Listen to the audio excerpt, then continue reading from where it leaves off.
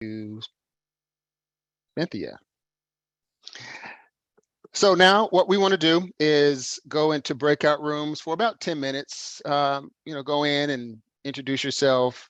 There's no particular question that I have for this morning, but we're going to talk about housing a bit later with our guests, our guest speaker. So if there's something in there that you want to talk about in terms of housing and shelter, that would be great. So how many people we have? We have about 17. We're going to do, let's do, let's do 5 breakout rooms.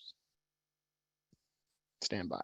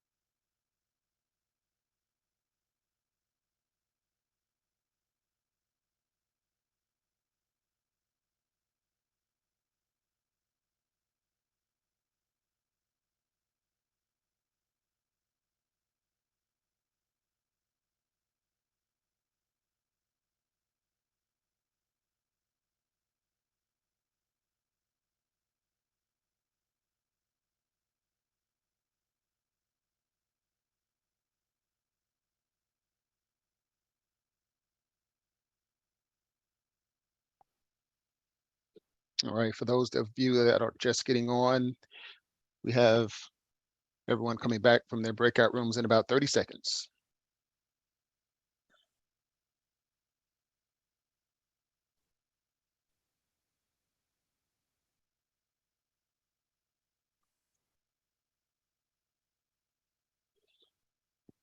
All right, everyone's coming back.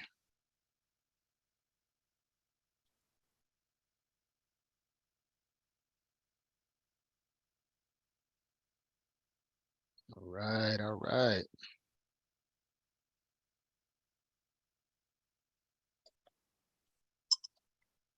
Always coming out of these breakout rooms, coming off of mute, man, it throws me off every time. Yeah, yeah. I get it. I get it. Looks like most are back. We're up to 21 participants now. That's great. Fantastic. Hey, well, welcome back. Would someone like to come off mute? Maybe one person come off mute and share with the larger group what you all talked about, or was there any major takeaway from your conversation? Any volunteer?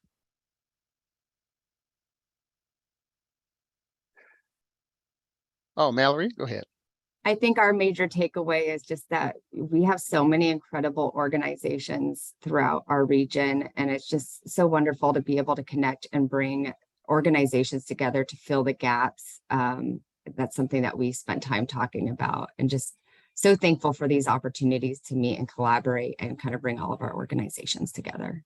Yeah, it's wonderful. At least once a month to chat and learn about what's coming up, maybe events, upcoming events, or pain points that organizations are having. So thank you for sharing that, Mallory.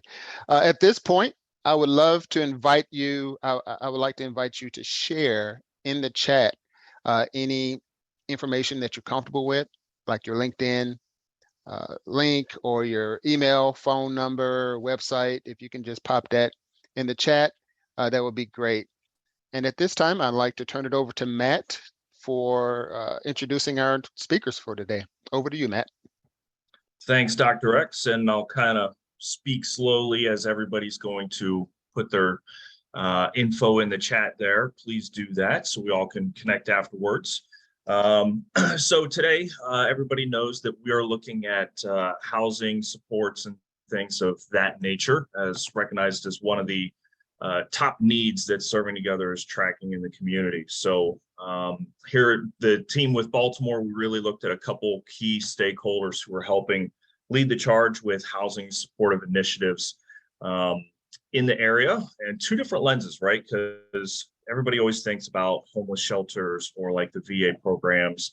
There's a lot more than just that. So we definitely wanted to highlight the uniqueness of what is in this area for everybody here. So first up, we have Shepherd Pratt with Miss Heidi Kendall, and she is the Director of Operations of, for Community Development with Shepherd Pratt. So Heidi, I believe you have a team member here as well, or two. So I'll let you take the road here, or take the show with your work and your presentation with your team. Going ahead, ma'am. Great, wonderful. Thank you so much. I know we had some slides that we wanted to run through. Is that something that you guys are going to trigger, or should we try to pull up? Yeah, I can make you a co-host so that you can drive. Stand by. All right.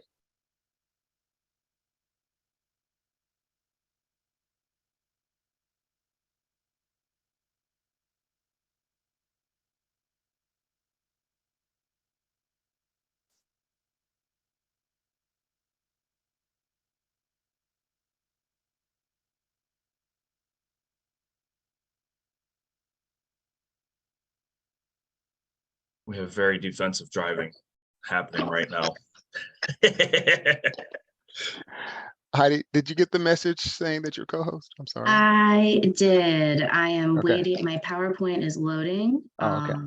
Thought it was me. I was like, Nope. I am moving along. Sorry, 1 second. okay.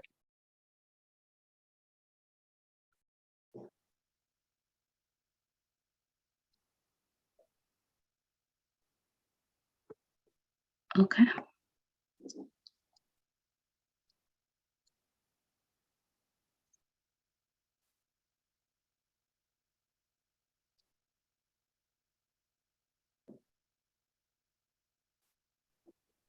Can you guys see my screen?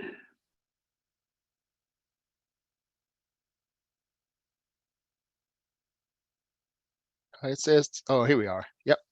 Oh, it's opening. Awesome.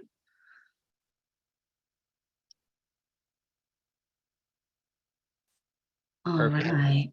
So thank you guys so much for having a couple minutes with us this morning. And I appreciate the introduction, Matt. So we are a great team that comprises of SSVF services and HVRP services. So I do have a couple folks from our team that are here today to join us. Let's see.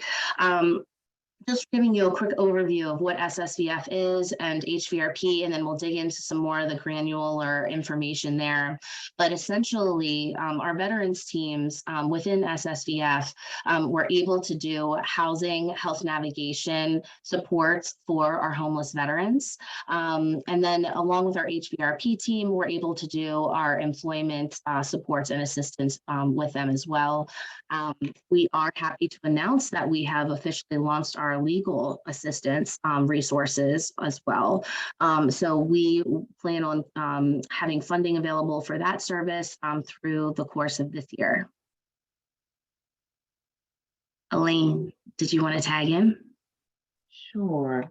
We provide case management and housing to our low-income veterans and veteran families. Our housing is for rapid rehousing and veterans facing eviction.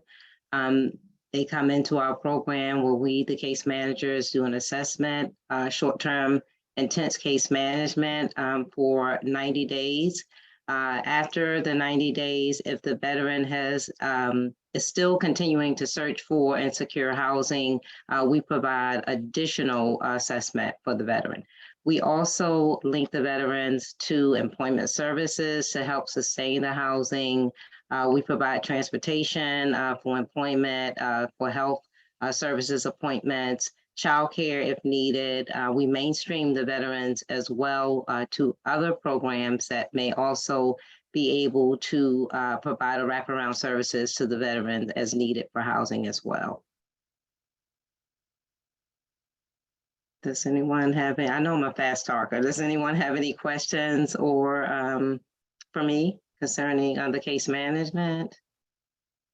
Oh, I like to add too, a lot of us are case managers are veterans. I'm a veteran myself. Some of the team members have family members that are also veterans. So it's nice to establish that rapport with the veterans when they come in and they're in crisis mode. They know that we've been through the armed forces as well as they have. So it helps establish a rapport when they come into our program.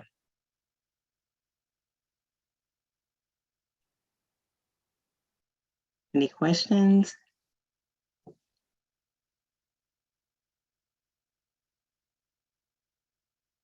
Okay.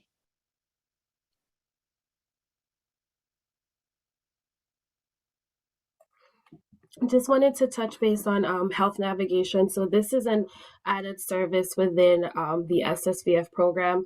The health navigators work collaboratively with the case managers within traditional SSVF and shallow subsidy to address some of those underlying health barriers that veterans may face that affects their ability to obtain and sustain housing. Mainly the health navigators work with the VA medical system as well as any providers within the community that may be able to provide additional medical, mental health, and additional supportive services for veterans regarding their health care. Next slide. So something that's really exciting that took us about 10 months to work on and really nail down with all the hard work of our team, our admissions team within Sheppard Pratt, and then obviously any community stakeholders that we work with. We really needed a lot of feedback and input in terms of how we wanted to set up our centralized intake for our veterans programming and services at Sheppard Pratt. So we're really happy to announce that we officially launched our centralized intake process and our new phone number. We went live July 1. And so I'm happy to report, I think we're officially almost through all the kinks. You know, give or take a couple that just randomly pop up in the week that you don't even think about. But it's been a fun time.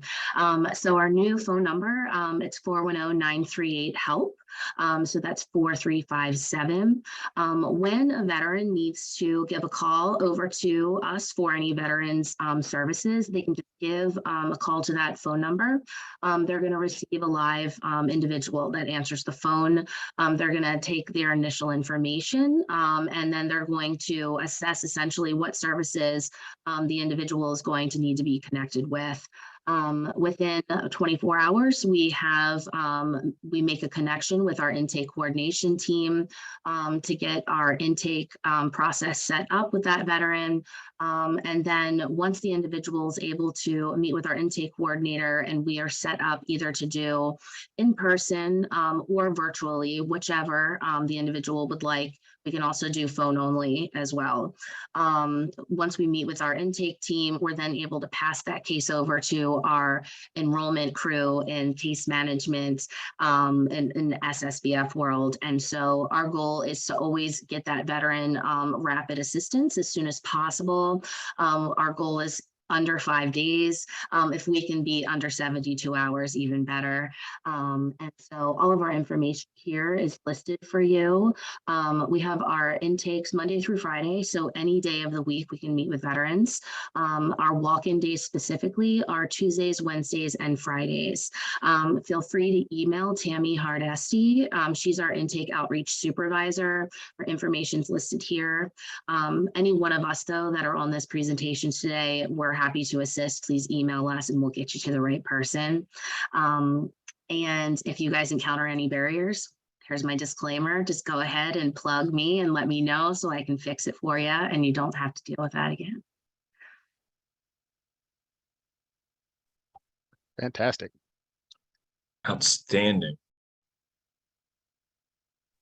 All right, so I am up next. I am Kiara Noble for anyone who hasn't seen my smiling face before. Nice to see everybody and good morning. I will talk briefly about our shallow subsidy service that we are able to provide to the veterans. Shallow subsidy is a type of rental assistance that is going to assist the veterans with 50% of their rent for the duration of 24 months. I know that our slide says 35%. That is where we initially started. But back in April of this year, we were able to increase the percentage to 50%, which is huge because obviously that enables us to be able to help the veterans with more. And it kind of differs towards traditional rental assistance, being that it's not a voucher program. The veterans don't have to go through a recertification process. The income that they have when they come in is what we kind of go by, although we monitor it. If it changes, their portion of the rent that they have to pay does not change. So that's something that we like to spotlight because it enables them to make more money and not have to pay more towards their rent. So that'll enable them to save more, towards whatever their goals might be. If it's home buying, if it's, going to school to get a degree, and just being able to be better off once they kind of graduate from our program. You can change over to the next slide, please. So we provide rental assistance to very low and extremely low veteran households who are already enrolled in SSVF's rapid rehousing or homeless prevention projects. So the veterans that come in have to qualify for our traditional services to be able to be enrolled in shallow subsidy. But we do accept referrals from all over. They just have to make sure that they qualify for traditional SSVF. And shallow subsidy is actually an extension of supportive services for veteran families. So we're all under the same umbrella. And we're actually paying the portion of the rent directly to the landlord on behalf of the veteran household.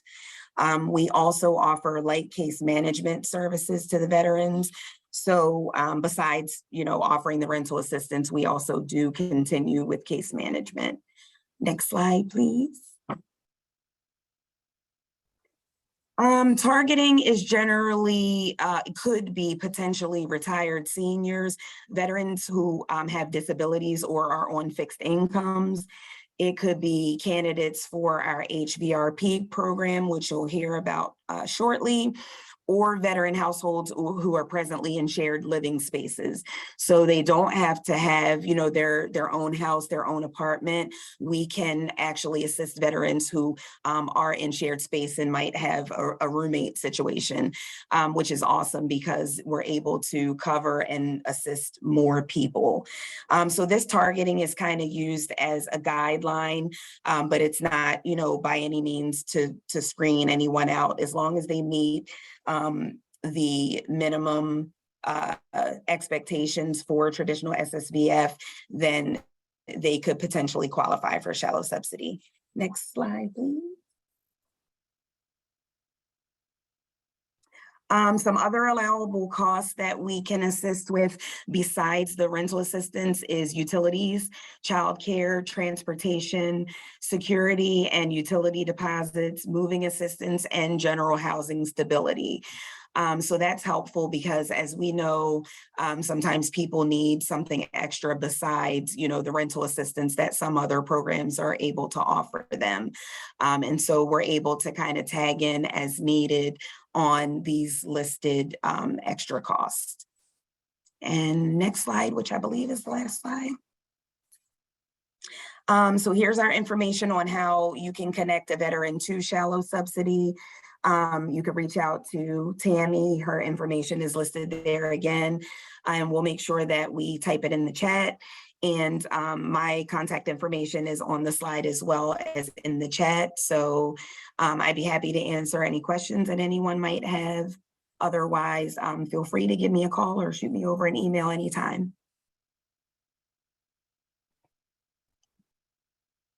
Excellent, thank you. We have another HVRP, right? Yeah, great. Good, yeah, if we can, if I can ask that we just go through these a little bit faster so we have enough time for Baltimore Station, that'd be fantastic. Everybody will be getting these slides as well after the fact too, so we'll have all this information as well in the follow-up. So whoever from Shepherd Pratt is handling HVRP, please. Hi, everybody, it's Jen. My wonderful teammates just had a wonderful presentation. Thank you guys all. That was amazing. This is our HVRP, Homeless Veterans Reintegration Program. We are an employment-based program that allow veterans who are homeless, at risk. There's many definitions of homeless, whether it's eviction, at risk, couch surfing. Those are all many examples, variations of homelessness. Also a veteran that may be eligible to get our assistance with employment and vocational supportive services, which is a really cool thing as well. I'd like to mention is we are able to give gas cards and bus passes once a veteran has entered training or received their job. So we help gap the barrier of transportation, which seems to be one of the biggest barriers in our population that we serve in Baltimore City.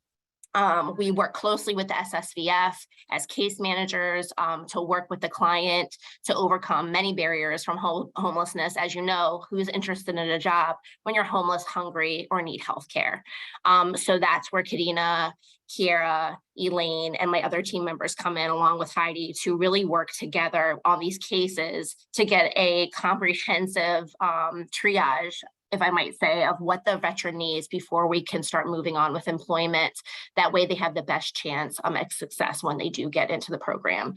You can make referrals through our SSVF, also by reaching out to one of our caseworkers or Heidi herself. If you have any other questions, I'll put my information in the chat for the sake of time. And if there's any questions, I'd be happy to answer them. And again, my information is in the chat. I'm one of the caseworkers there. There's 3 of us, Christine, Jill, and myself. And then Harvey Thomas is our wonderful outreach coordinator, and he's out there in the streets pulling all the veterans in and making sure that they get the supportive services that you need. Thank you, everybody. Thank you. Heidi, are we missing anything else? Because I want to make sure you guys get to cover everything, but also want to make sure we have enough time for John with Baltimore Station.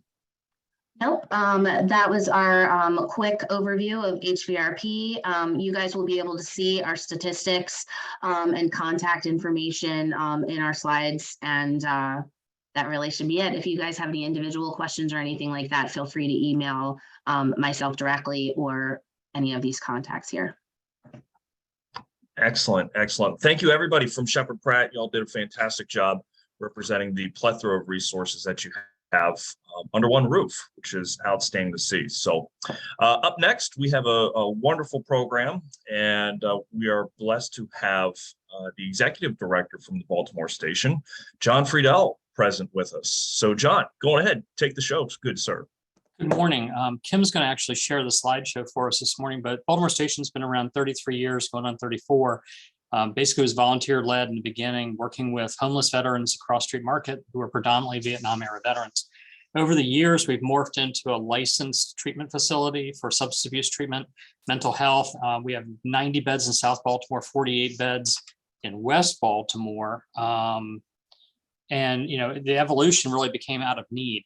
So it really is an innovative therapeutic residential and outpatient treatment program supporting the veterans and really getting them primary goals: permanent housing, employment, a productive life, and reducing the severity index of substance abuse and really getting them back on their path.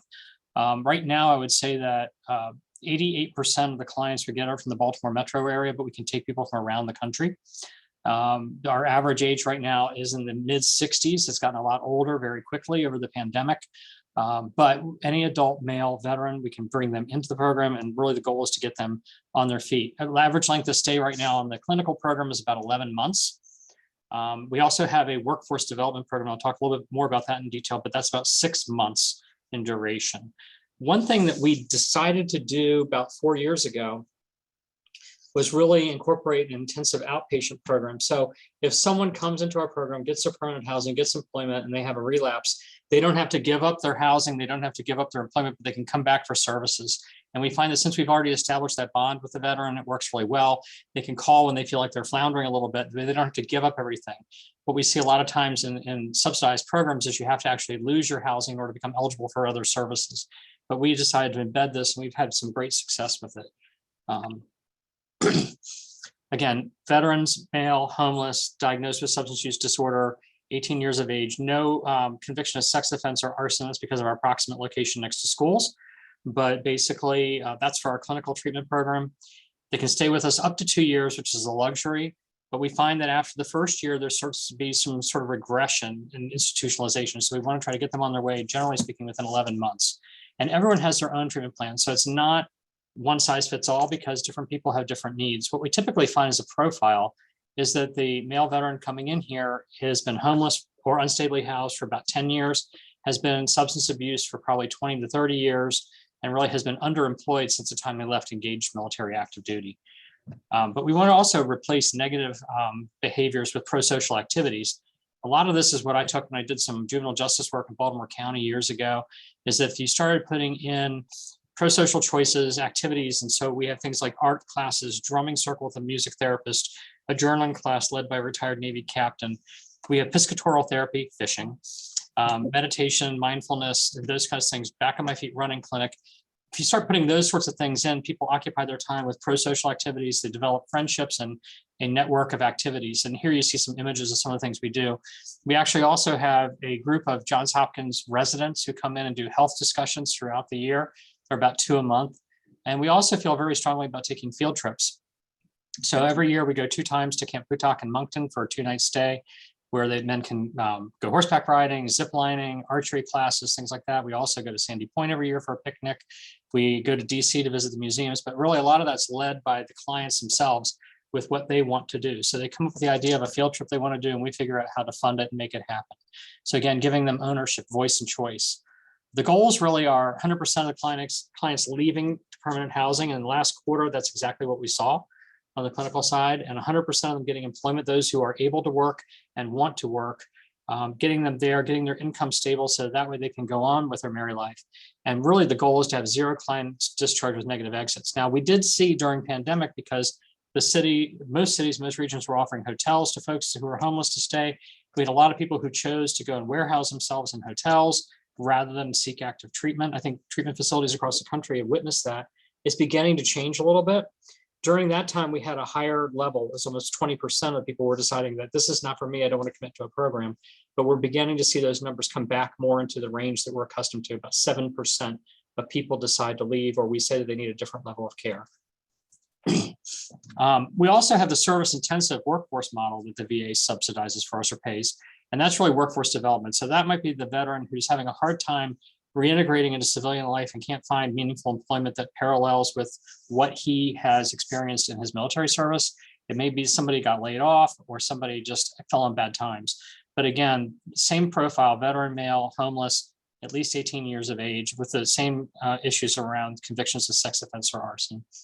And we find that a lot of times that translation from a military resume to civilian resume is difficult for folks. We help them work through that and get that there. We also do a lot of work around just basic life skills and the ability to maintain and sustainable income and permanent housing, resume writing, job interviewing, financial literacy workshops, internships, things like that. We also do some stipend work inside the house. So to get people ready, they might do some chores or things that we pay a stipend for to get them kind of kickstarted into that. And again, we've had some great partners with employment and workforce development in the community. But again, in the workforce development program, 88% were discharged in permanent housing, 100% were able to obtain employment, and only 12% were discharged with a negative exit this last quarter. So spoke a little bit about it earlier, but the outpatient, intensive outpatient program, it really provides that ongoing support. What we find is a lot of times people get nervous when they're ready to transition from here to living on their own, because they have a group network of support, they have the brotherhood, they have us as a sort of a backdrop, and they get nervous, and sometimes relapse occurs right as they're getting ready to leave. And we encourage folks who feel like they're at risk or if they're faltering to come back. And what that really looks like is 3 hours a week in group therapy, some individual therapy. And what we have seen this work best is, but I'll give you two examples. We had a gentleman last year who was drinking so much that he became even himself nervous for his health. He was able to retain his apartment, but he came back into residential treatment for about 3 weeks. Didn't have to give up his apartment, but was able to get stable enough to go back to the apartment and then come back here for outpatient 3 times a week. We also had a gentleman who was working in the community. His employer realized that he was getting drunk at work. The employer said as a condition of continued employment that he come back for outpatient. So he came 3 nights a week for about 2-3 months and got himself back on track. So that's how that works. And again, we designed that so you don't have to totally bomb out. Referrals come primarily through the VA, through area hospitals, emergency departments, community partners, you guys.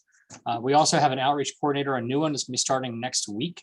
And he'll be making the rounds, visiting hospitals, shelters, all sorts of other locations. He can come out and do presentations. He will actually come out and meet people where they are to kind of give them an overview of what we are and how it works. And then we also get a fair number of people from the website. They'll actually and it's usually late at night, it's usually on a weekend, but somebody in that moment realizes that they're really at risk and they want to change their scenario. So they will send us an email, we contact them. Intakes are generally during the week, Monday through Friday, 8 to 5. However, in an emergency, we'll figure it out. I mean, that's the one thing here. We're small enough, we can figure out how to adapt to it, but it works best if it's Monday through Friday, 8 to 5, because then we can reach our community partners at the VA and make sure the person's indeed eligible, make sure there's nothing that would be a warning sign for that person or us. And the other part is we really want to make sure that we're the right level of care. We have discovered in the past 2.5 years that the mental health acuity need has gone way high. I think people across the region can witness that just by watching the news. So there's some people that really come to our door who aren't really appropriate because they need a higher level of care. And what we will do is try to connect them to that in the community. But again, we partner with a lot of different people for the right programming to get the right housing voucher for the person if they need it, the right level of employment for the person if they need it, benefits, getting them adjusted, getting discharge status upgraded, and a lot of times, and right down to getting the basic documents. If people don't have their ID and things like that, we work with them on that. And I will tell you that some of the struggles have really gotten better with getting documentation post-pandemic, mid-pandemic, whatever you want to call it. But really getting documentation from other countries is where we have the biggest roadblocks. Sometimes it could take 4, 5, 6 months So if someone was born outside this country, but they still need that to even move forward. So again, we meet people where they are, and I think that's the best part of what we do. And again, the goals are really to get sustainable income, permanent housing, and the tools they need to lead a substance-free life. But for 33 years, we've been doing that. And again, love working with everyone in the community because we all have a role to play. And I'll open it up for questions. I think I made up some time for you, Matt. Yeah, that was Hey, we're good. good. Right on schedule, right on. I schedule. try. Very I well. try. All right. I felt like, because I was doing the slides, I'm like, am I rushing you? You're good. No, it was good. Good Telepathy either through the way. wall. You know, every time I connect with Baltimore Station, or met with you, John or Kim, and the term small but mighty always comes to mind, right? You know, with the impact that you guys are doing and the mission that you do and how you bring a tailored treatment. Like you said, it's not cookie cutter. So it's very valuable bringing that approach in. So thank you for sharing. Anybody have any questions for these guys? I know there's going to be some Q&A discussion around you later as well. So feel free to bring it up now or later. It doesn't matter to us. I'm pretty sure that Cynthia can be pretty flexible with those things as well in her piece. And just one more thing, we love visitors. So if anyone wants to come down, reach out to Kim or to me. We'd love to have people come and visit.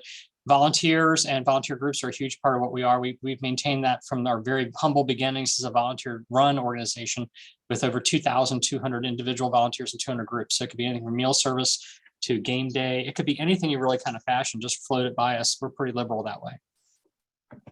Outstanding. Outstanding. All right. John keeps anticipating all my questions. One in the slide about the referrals and two about the volunteers. Is there a small number, a large number? Can somebody come volunteer on their own? Does it have to be in a group? Kim, I'll defer to Kim because I will mess that up. Yeah, so really anyone can come volunteer.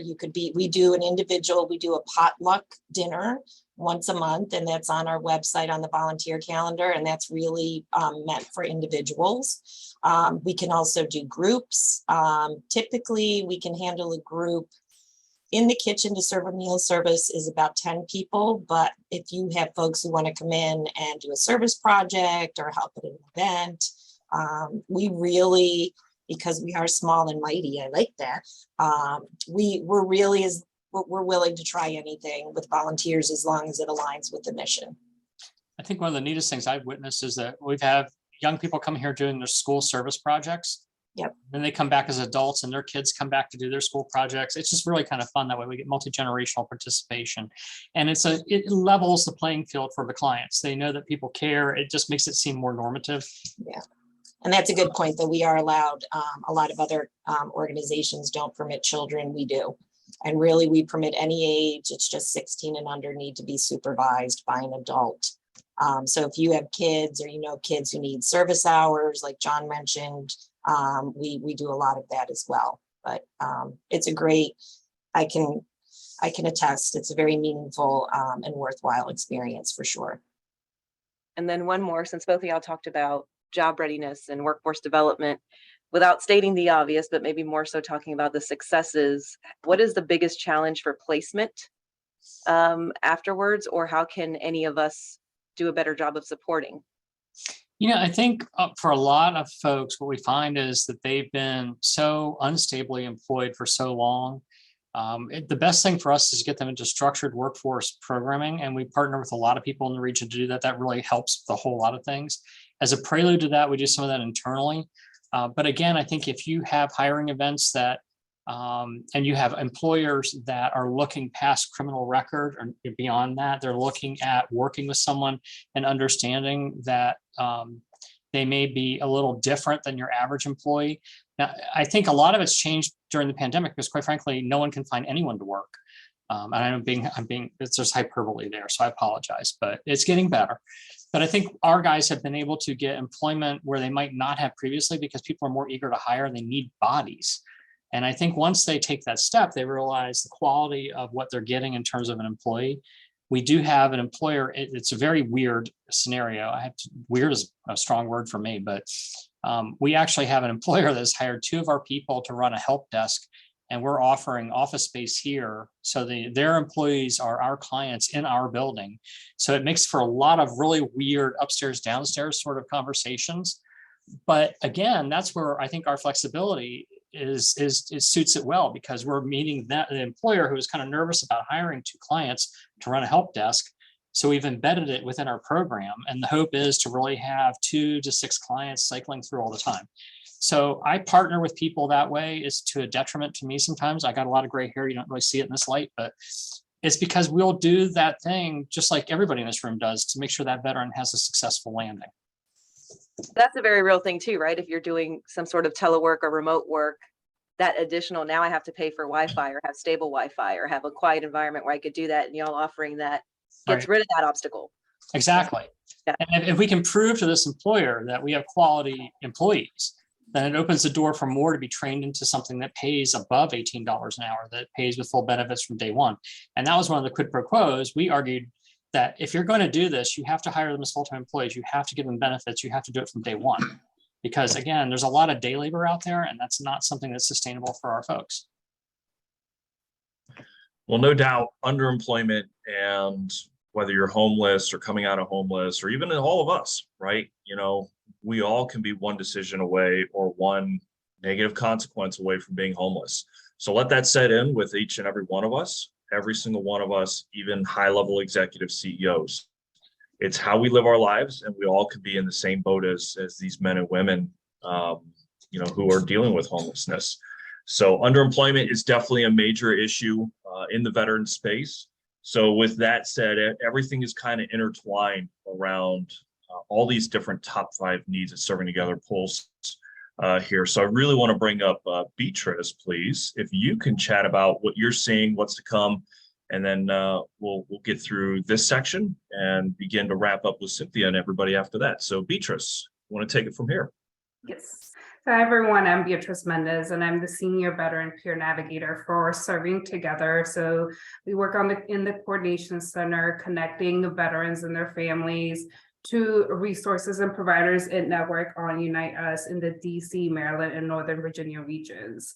So I just wanted to share a couple, like the Central Maryland data, at least for the month of September. And what we've seen overall within our 3 regions, we had 60 clients and 92 cases.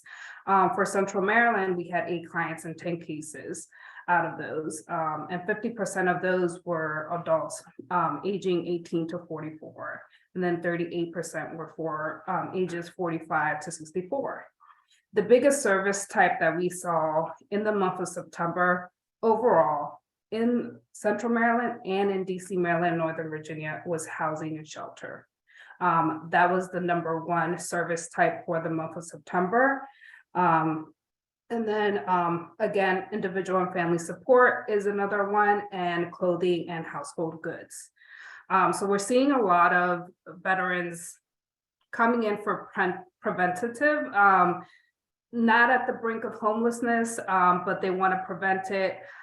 So we get a lot of those that they're behind on rent, or some horrific life event has happened and they have fallen behind, and they're, you know, trying to get connected to rental resources, or sometimes they come in already with an eviction notice.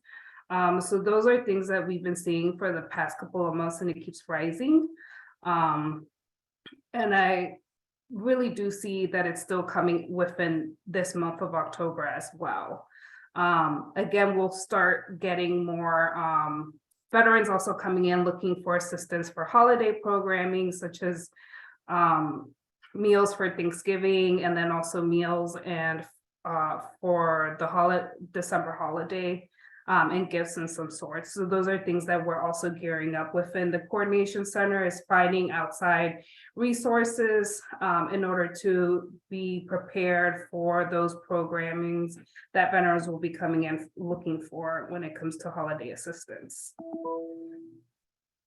But yeah, I just wanted to share that. Again, housing and shelter is the #1 service type in the moment, and are having a hard time getting veterans connected to that. I think the eligibility requirements are very hard, especially for those coming in when they're trying to prevent it. And it's getting harder to connect them.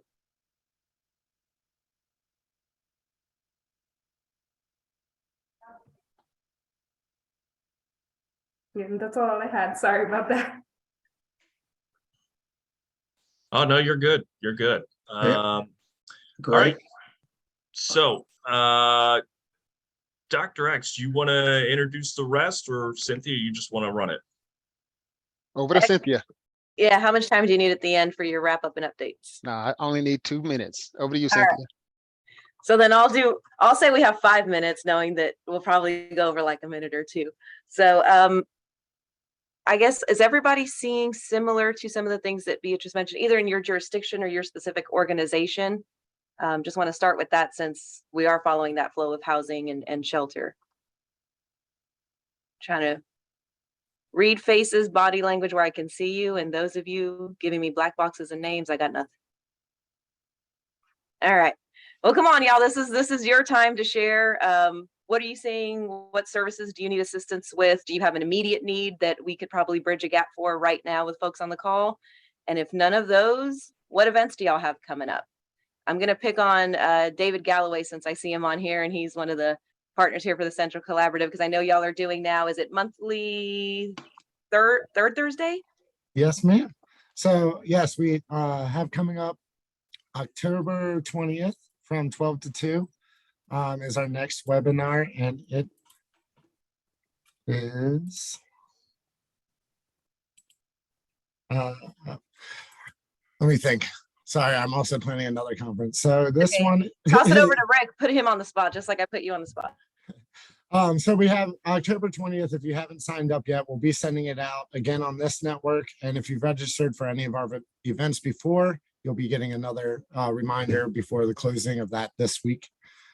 We also have November 1st and 2nd. We have a SMVF Behavioral Health Conference, and we'll be focusing on suicide prevention, substance use, caregivers, and another number of other topics.